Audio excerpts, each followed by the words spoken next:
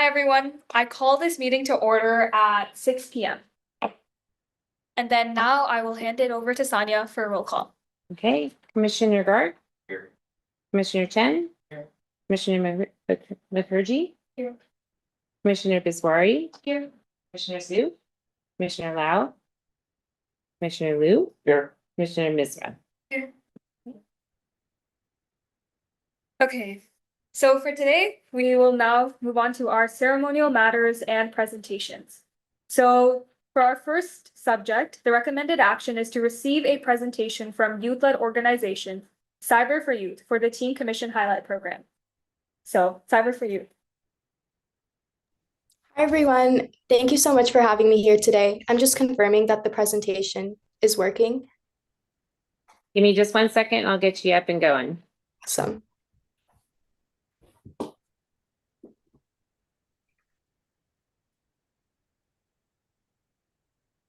Okay, cool.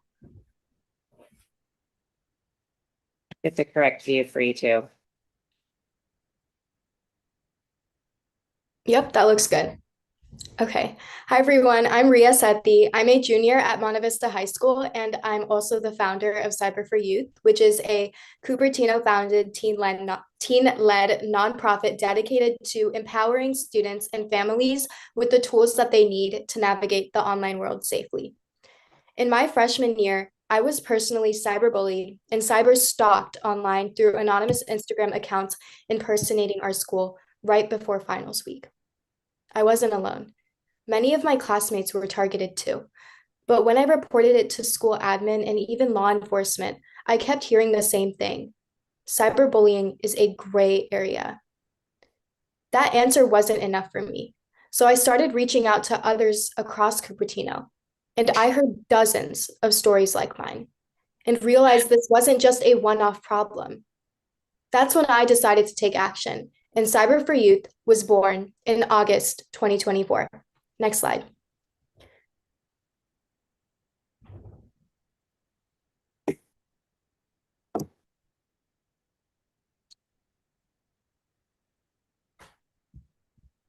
Give me a sec. Sorry. Okay.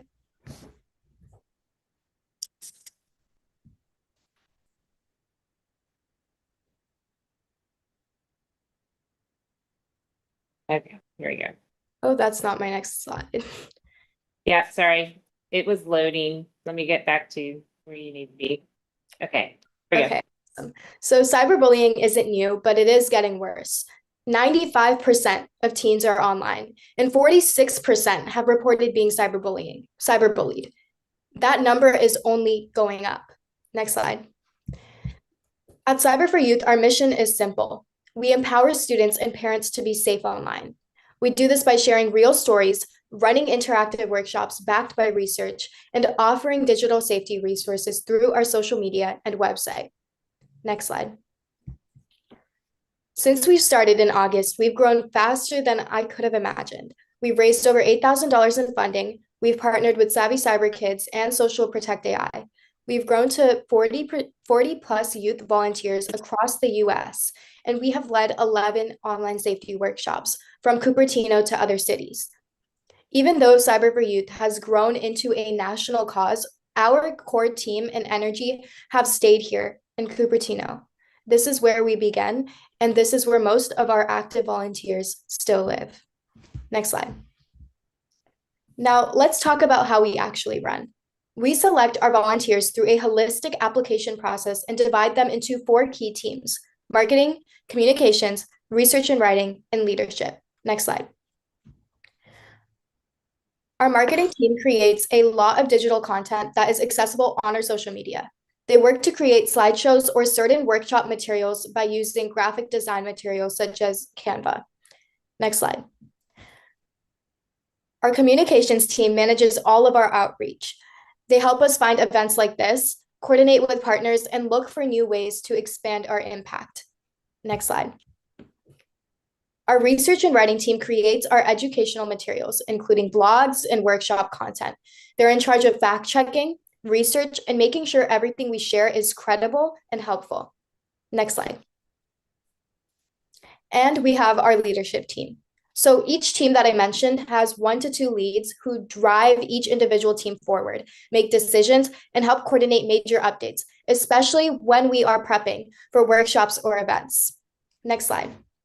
So on that note, what workshops have we conducted and what events have we attended? And which one specifically for Cupertino? Next slide. So our most recent one is where actually a lot of you are sitting right now.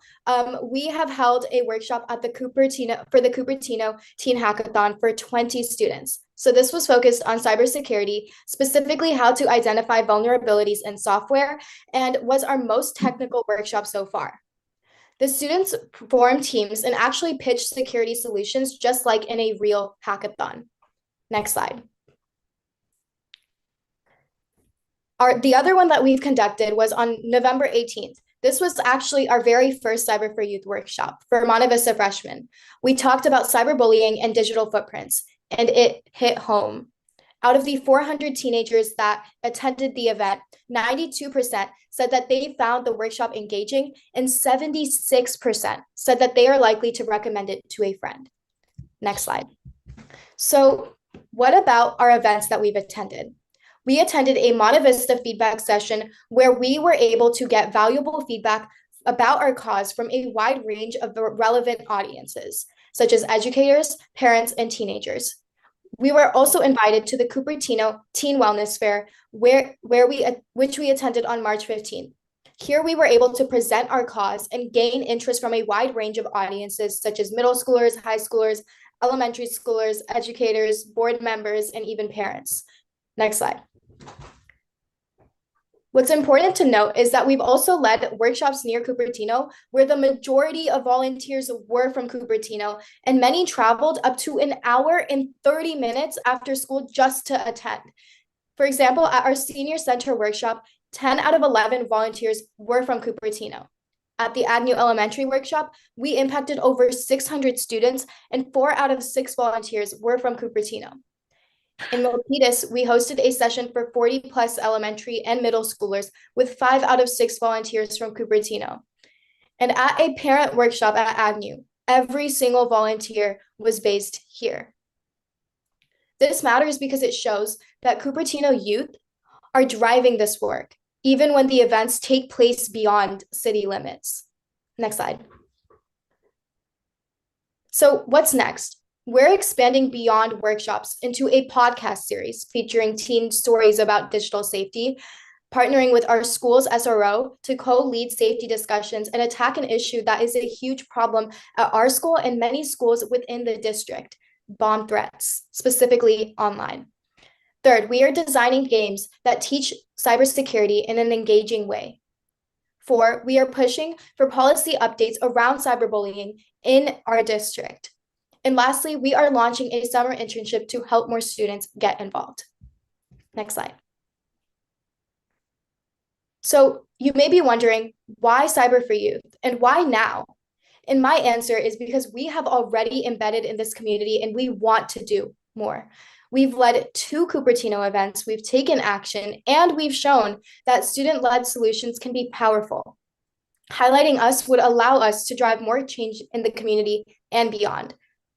We also represent the best of Cupertino, which is innovation, which is responsibility, and using tech for good, which I have personally seen the city of Cupertino particularly interested in and also currently taking actions toward. Our volunteers who live here are making a difference locally and nationally. And most importantly, we want to give back. We live in the Silicon Valley where technology is shaping every part of our lives. Therefore, highlighting Cyber for Youth means uplifting a student-led response to the real challenges that come with that technology. And it means showing the community what its youth is capable of. Thank you guys so much for listening, and I'd love to take any questions if you have any. Okay, thank you, Rias, for your presentation. So now, does the commission have any questions? Anita. You mentioned that you were talking about like doing some kind of talking about different types of policies regarding cybersecurity. What would you consider doing like with the policies? So these current policies, to clarify, are being held within FUHSD, and they are already policies that are being built upon regarding cyberbullying and attacking and combating cyberbullying effectively in schools across FUHSD. That means places like Monte Vista and Cupertino. What we aim to do is bring in a student perspective. What is effective for on the admin's end into bringing their thoughts into cyberbullying, and then we're also helping them couple our thoughts as teenagers from across the area that would be effective when cyberbullying incidents occur. Does that answer your question? Yeah, thank you. Okay, awesome. You said you had like, I forgot how many, but you had volunteers all across the United States in multiple cities. Can you like kind of list them out like outside of? Where they Yeah, sure. So we have, I don't remember all of them, but we have Massachusetts, New Jersey, New York, I think Arizona. We're located in a lot of like states. It's kind of separate, but those are the few I can name on the top of my head. But we have a lot of people in different cities as well in Cupertino. So that's like Milpitas, San Ramon, like a lot. We're very like diverse within our area, but I would like to say maybe like half or 15 or so are located in the Cupertino area. It's okay I ask a follow-up to that one. So how do the people outside of like, you know, the Cupertino area, how do they kind of contribute? Because I was a little confused.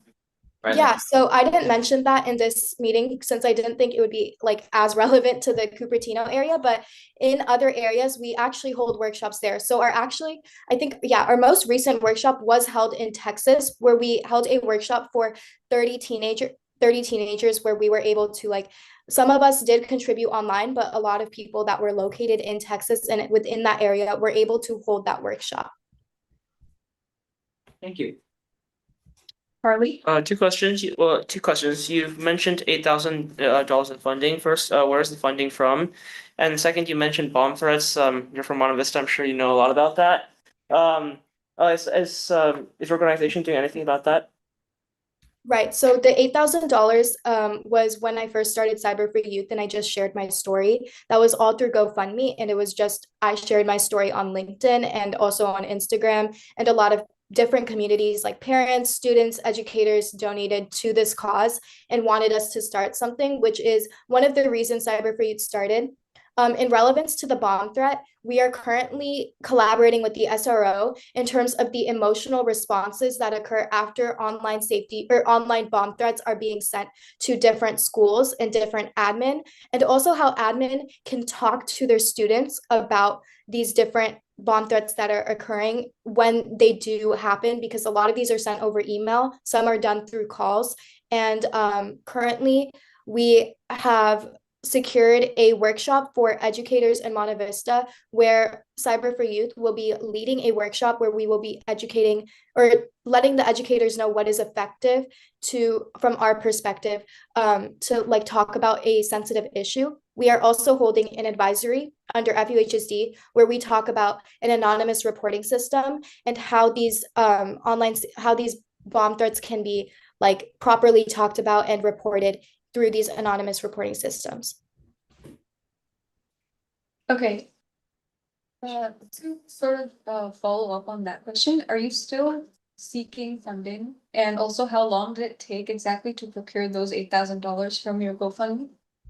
So the $8,000 took like 1 to 2 months, maybe. It wasn't long. It was like it went pretty like viral on LinkedIn, which is why like we got so much money. But I'm not looking for any funding. I would just love to be a highlight on the team, or my organization would love to be a highlight on the on your media. No, that's Okay, do we have any other questions from the commission? Okay, I have one last question. So it was great to hear all about what your nonprofit is doing. And my question is, once you graduate from high school, how do you plan to continue? Right. So we're actually already working toward that. So I'm a current junior at Monte Vista. I'm going to be a senior next year. But what we're doing is right now we are running leadership applications, including my own role. So we're doing that right now. It's going to be due in June. Throughout first semester of all of the people in their senior year that would be in their senior year next year that are also in leadership. We will be basically guiding the new incoming leadership members on how to properly adjust to Cyber for Youth. So this will be done like literally throughout the whole first semester of senior year, so we can make sure that they're able to adjust and really show or really do the most to for Cyber for Youth's cause. So that will be worked towards first semester, and second semester it will basically be run by the new leadership heads. And if we need to step in, we will, but most likely that won't be likely. Okay, thank you so much. Do Thank we you. have any comments? Okay, do we have any comments from the commission? Okay, thank you so much for your presentation. Thank you.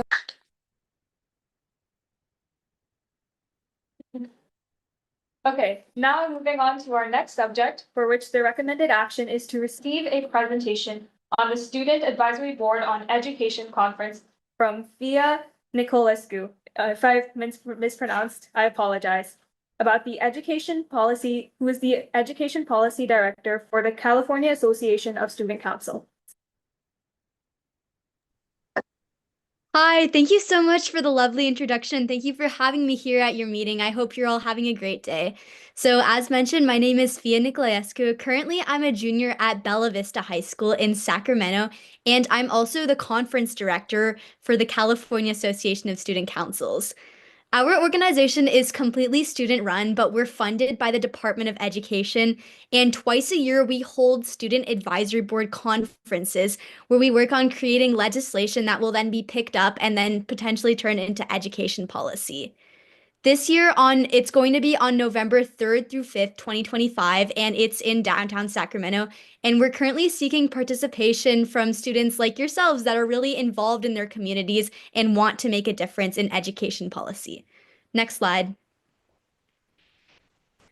So I want to go over what is SABE and what should you be looking out for this conference.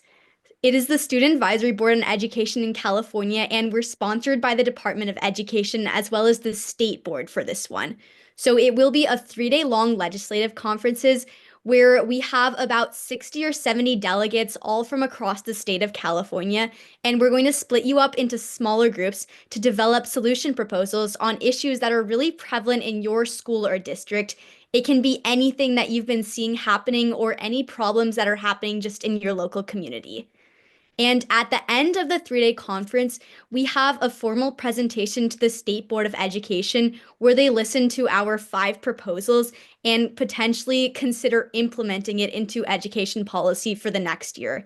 And at the end of the conference, we'll also be lobbying at the Capitol. So this is where we take in our proposals and we speak with legislative directors and even assembly and senators that may be interested in picking up our bill.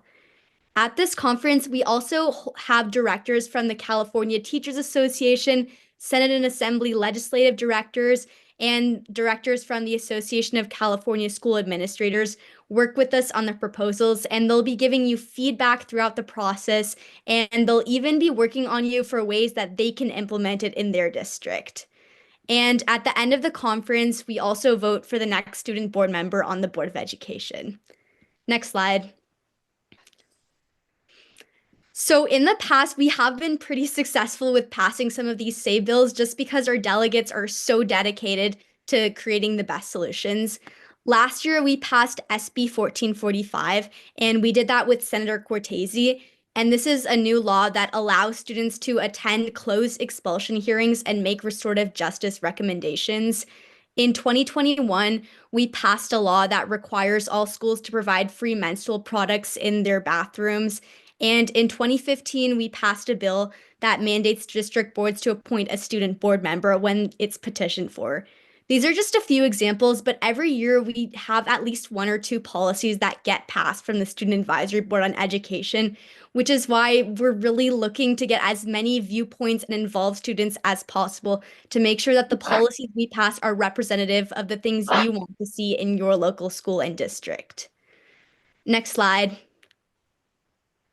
If you have any questions later on about this, you can contact me anytime. I provided my email and phone number, and the sign up and application for the Student Advisory Board is now open.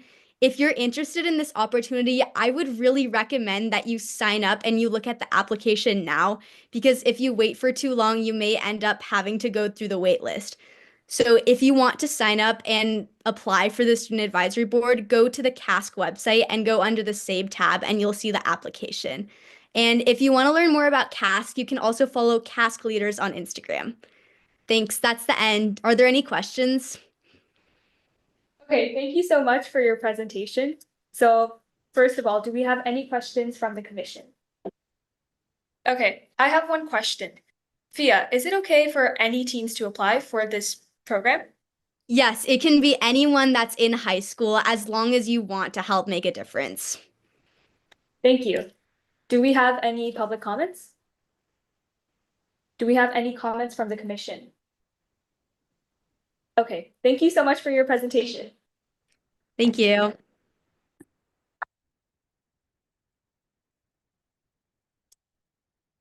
Okay, for our next subject, the recommended action is to receive a presentation on Disco at Dusk from Recreation Manager Alex Grape.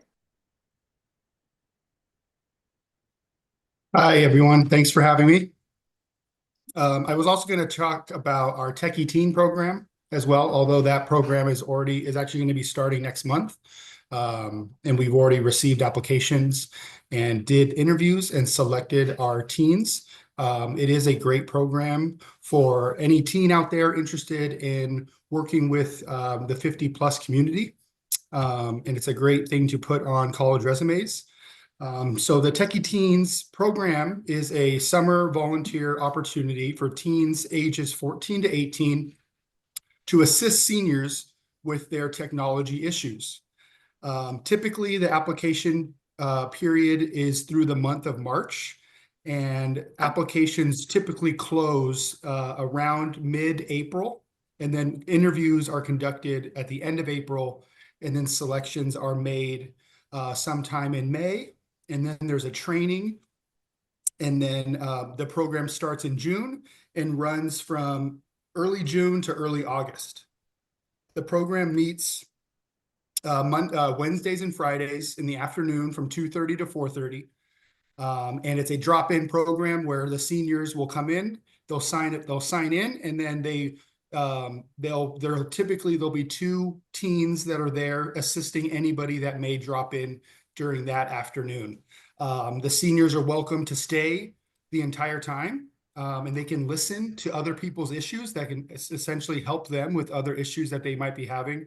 And it's typically what you would be trained in would be how to assist each senior, especially if there's multiple seniors there. It's as easy as you're essentially just taking turns with each of them. They ask a question, you answer their question, or you show them how to resolve their issue, and then you move on to the next senior. And then you really just kind of take turns like that. If there's only 2 seniors there, then each of you can work with them for how long they'd like. Sometimes we see 4 to 5 seniors per day, and that's where it's helpful to have multiple volunteers.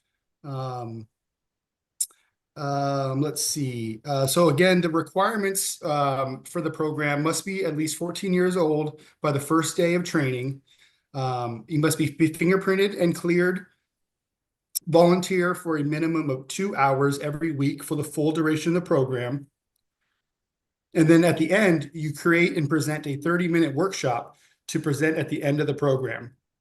You must provide your own transportation to and from the program site, arrive on time, and stay the whole duration of your scheduled shift, and wear the appropriate program t-shirt and name tag while volunteering.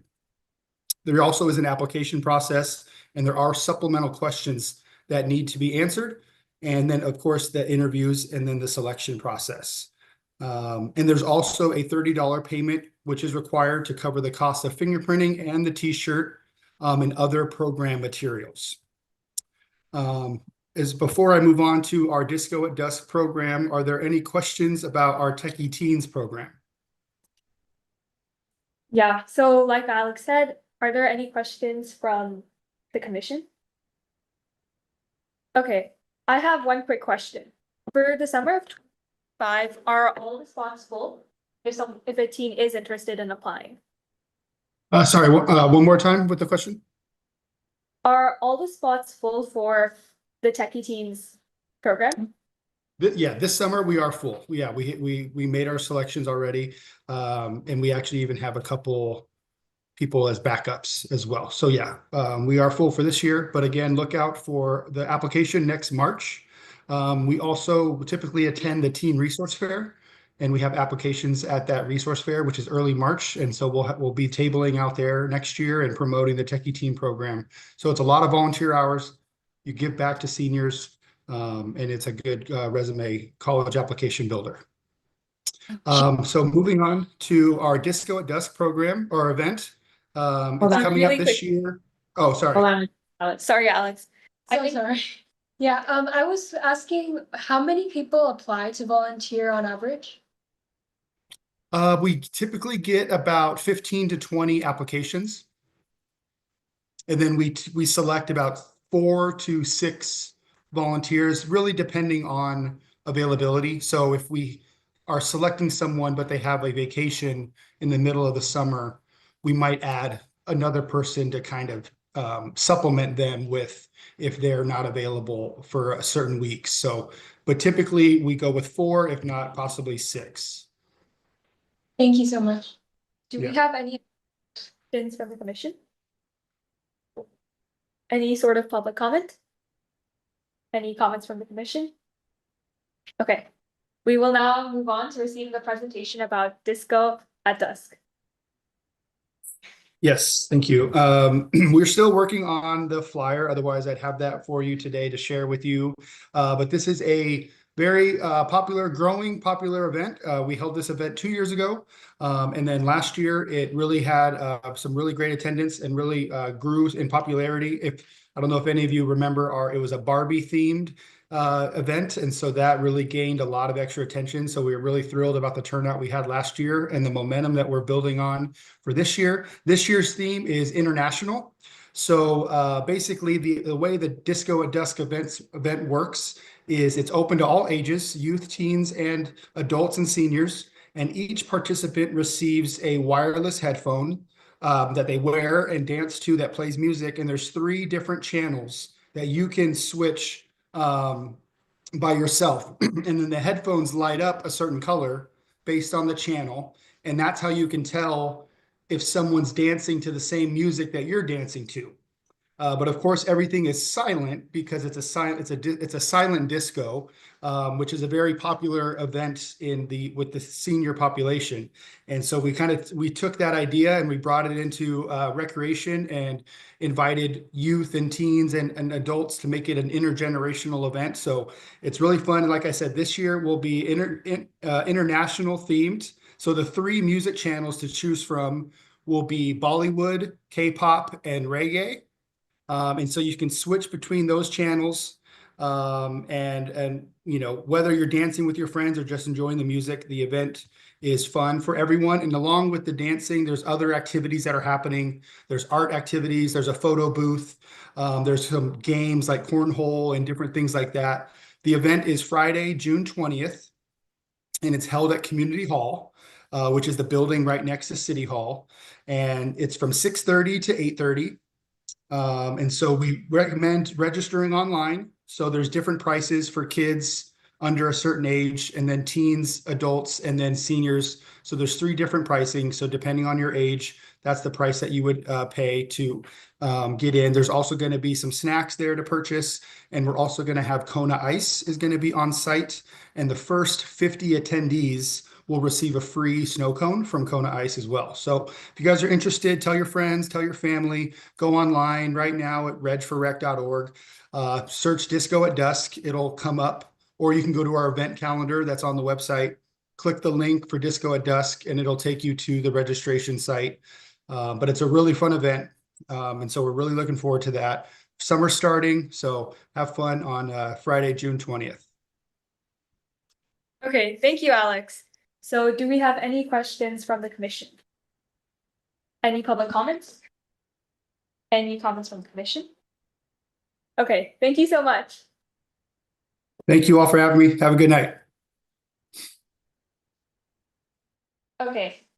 Now moving on to our next thing on our agenda. Can everyone take a quick minute to just read over the meeting minutes from March 12th, 2020? Awesome. Were you gonna see that oral communication?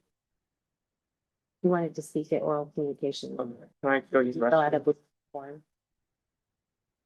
Can I use the restroom? Yeah, go ahead. You can give it to me. Yeah, thank you. Absolutely.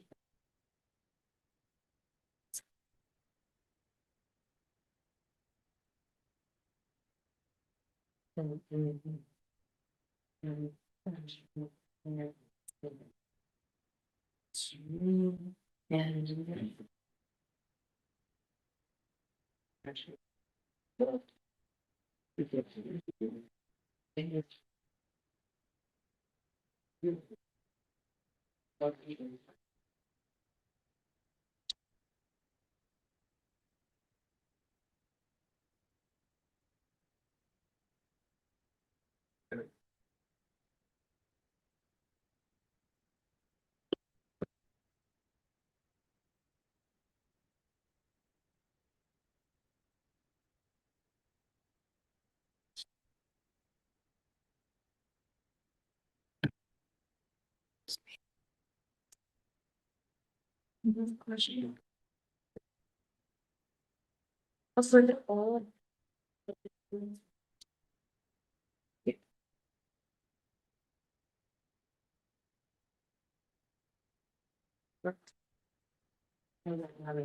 yeah, but I only have one phone.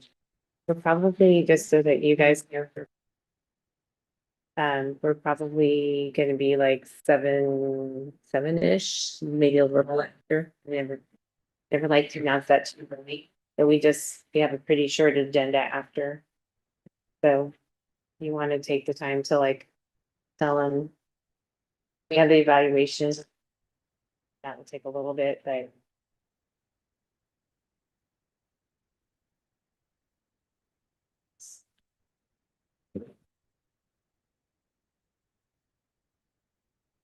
yeah, we'll give them another minute. There we go. It's no, no.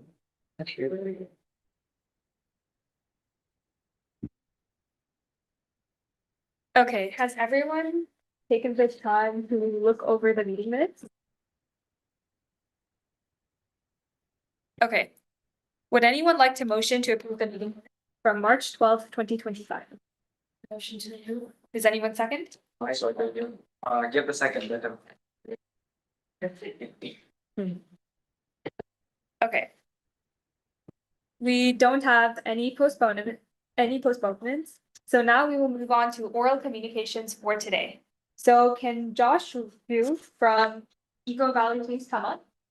Josh, feel free to sit in this public speaker chair and Where's the public speaker chair? right there. Oh, the perfect.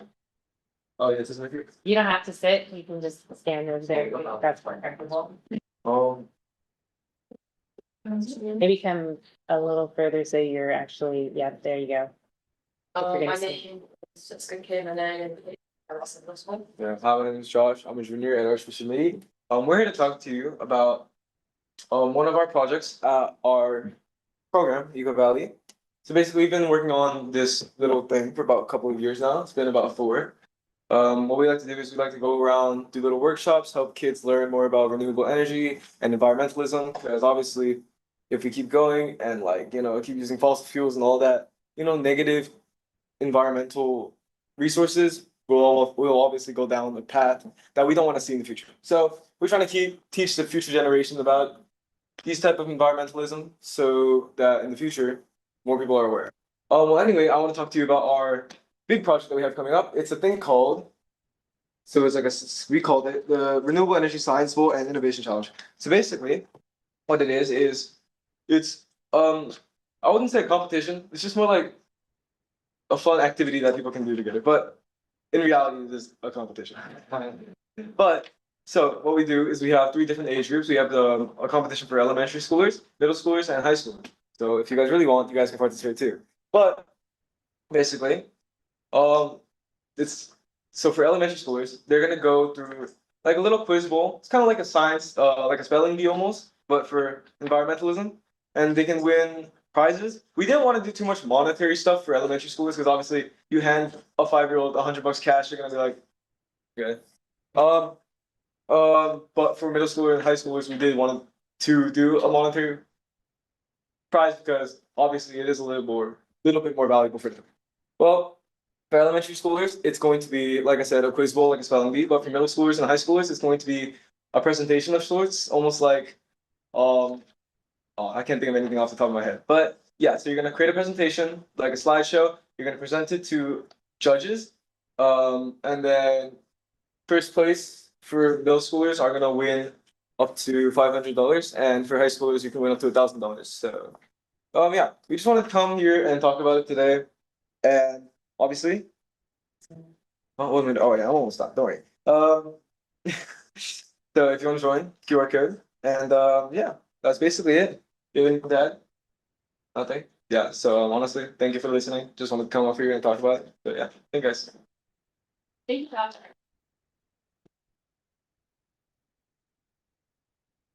Okay.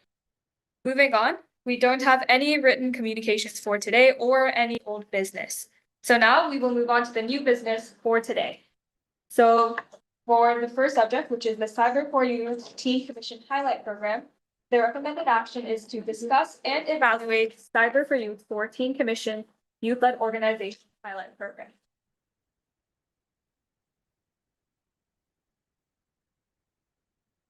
Hello, that's me. Okay, so we're doing another one where we have the presentation and the evaluation all in the same night. So we'll be doing a new evaluation of a youth-led organization today.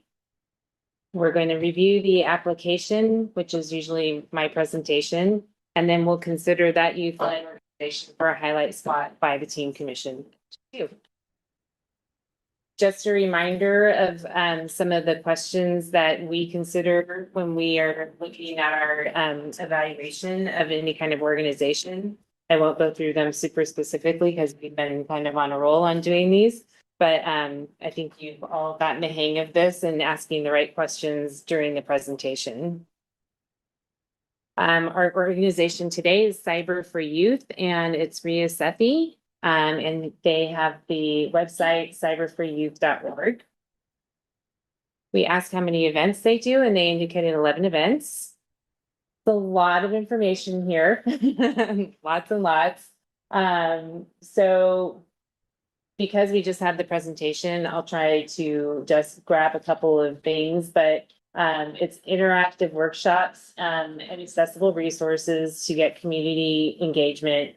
And they are trying to fight against cyberbullying and protecting one's digital footprint. And so they've done workshops, which were pretty much explained in the presentation, so I won't go too much into that. How does the organization engage participants via interactive workshops and blogs? And what are the plans for after graduation? I felt that she did a really good job of explaining, but they definitely have a plan for each of their core departments and research and writing, communications and marketing. And I'll go on. They're accepting applications from rising freshmen, sophomore and juniors, and then they have a plan to then work with them as seniors and make sure that there's like a good handover of the leadership. Okay. What makes them unique? Just understanding that after personally experiencing their founder cyberbullying, and understanding that a lot of people were facing similar harassment. And then also expanding into understanding that there's a lot of victims to online scams and serious threats, which she touched on in her presentation, but that their team led, and they understand that like this generation right now is growing up online. They have more that they understand better than any generation because of that growing up online. So it's a combination of personal experiences with research on safety topics. And they've developed interactive approaches to engage and educate. And they've also engaged with key stakeholders, cybersecurity experts, tech companies, and parents to ensure that their content is relevant and accessible. Okay, what makes them unique? One more thing, that their volunteers are carefully selected through an interview process. Okay. Why should the Teen Commission highlight this particular organization? I think that's really at the root of what we're going to try to decide here. They have a lot of information, but they've led multiple events, including full-day workshops for over 400 freshmen at Monte Vista High School. I won't give the stats on that. I'll go on because they have more. They were invited back after that presentation, which kind of showed the effectiveness of that presentation. And then they were at the Cupertino Teen Resource Fair, especially the Resource Fair, and were able to get out and actually talk to the teens that were there about digital safety. Let's see. And then they were part of the Cupertino Hackathon. So this is an organization that has been kind of embedded in a lot of our existing programs. Exciting to see. So actually highlighting their work would amplify a student-led solution to a growing digital crisis, which I think is like kind of summarizes it for them. Okay, that's the presentation, and I'll hand it back to you. Okay, do we have any questions from the commission? Do we have any public comments? So now we will move on to the discussion portion where all of us will just share our thoughts about the nonprofit. So Anusha, you can start and then we'll just go around. Sure. I think they're a very promising organization.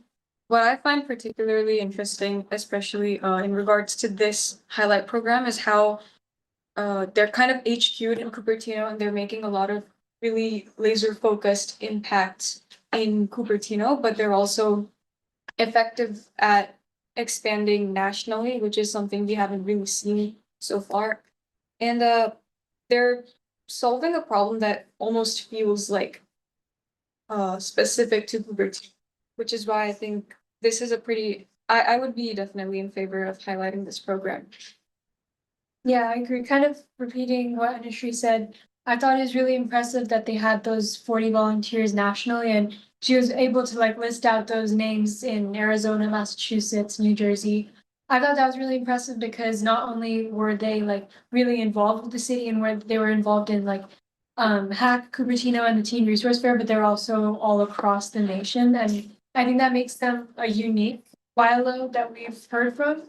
And I would have liked to hear a little bit more about Hartley's question that he had asked about bomb threats. I would have liked to hear more about that because I think that was a little bit of like something that she said because we've personally experienced that, but I'd definitely like to see more of them, and I'm in favor of highlighting them as well. Yeah, again, echoing kind of what others said, darn it, like there's nothing to say anymore. But yeah, I think it's definitely a really unique organization, right?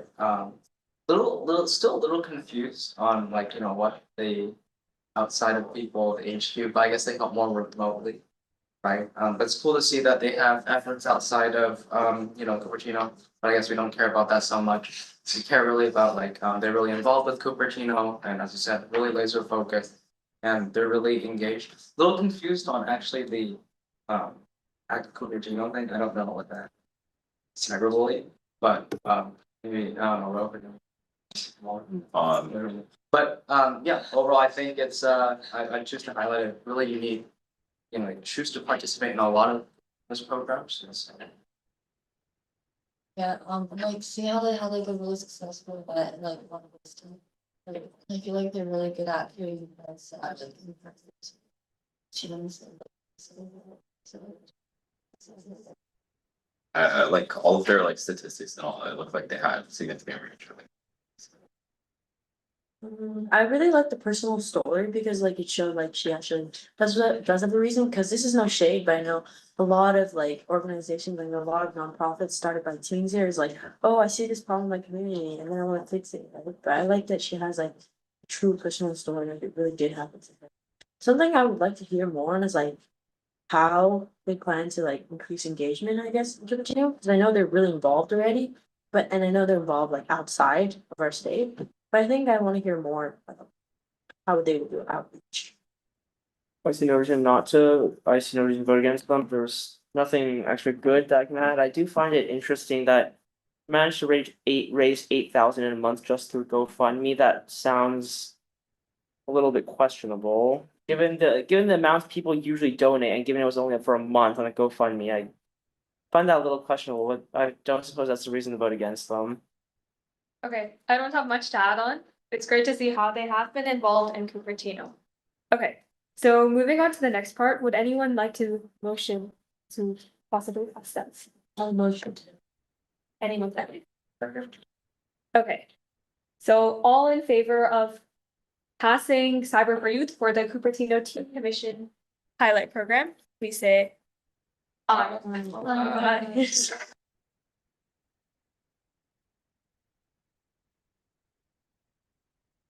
Now moving on to our next subject for new business, which is to discuss the summer meeting schedule and availability of commissioners to attend meetings. Turn it over to Sonia. Back to me. This is the month that we like to touch base with all of you, just to see if anybody knows of, vacations, because we always need a quorum if we're gonna meet. And we may have, less business during the summer, and the summers are tricky. So, if I could just get a show of hands on June of anybody that knows that they're already gonna be gone on the second. Specifically. What's the date of the meeting? That's a great question. Look, June 9th? the second Wednesday, so it would be the 11th.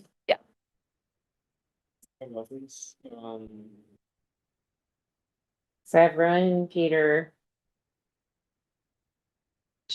Are these people who are gonna be gone? Yeah. Okay. and then who's a maybe? Still looking. Okay, I have two more that are maybe.